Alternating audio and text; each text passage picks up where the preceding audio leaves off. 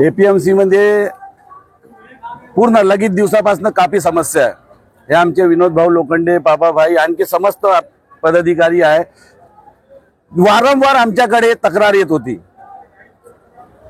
इथले दलाल लोक येऊन सांगत होते का आम्हाला एपीएमसीचे अधिकारी आमच्या बोट काढून फेकते, किंवा कधी आम्हाला म्हणते का तुमचा लायसन रद्द झालेला आहे।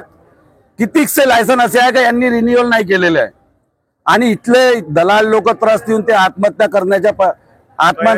तयारीत आहे।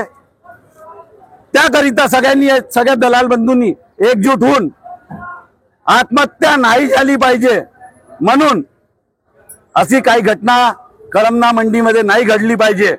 या अधिकाऱ्याच्या समोर जाऊन या अधिकाऱ्याचे कान खेचून यांना किचडामध्ये चालून आम्ही कोणत्या व्यवस्थेमध्ये तुम्हाला सेस देतो, इतकं सेस देऊन तुम्ही आम्हाला काय पर्याय देऊन राहिले आणि आमच्यासाठी काय उपाय करून राहिले हे आज दाखवून दिलं। किचडामध्ये आज हे चालून राहिले, नाही तर एसी मध्ये बदलत होते, आणि उद्यापासनं यांच्या ऑफिस मध्ये जाऊन मंडीमध्ये जेवढा किचड आहे तेवढा किचड मध्ये यांना पण राहावं लागेल। साहेब राहायची तयारी आहे ना? हा, यांची तयारी आहे। याबद्दल मनपाला आम्ही काही म्हणू नाही शकत, कारण की आम्ही शेष देतो कुणाला? एपीएमसीला।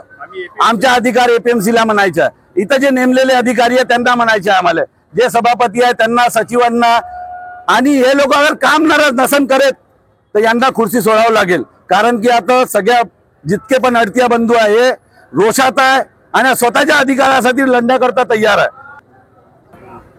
याबद्दल यासमोर हे आंदोलन आमची सुरुवात होती। यानंतर एपीएमसीला ताला ठोकून एपीएमसीचे काम बंद करून ज्यावेळी आमचे दलाल बंधूचे प्रश्न सुटणार नाही त्यावेळी एपीएमसीचे काम आम्ही सुरू होऊ देणार नाही।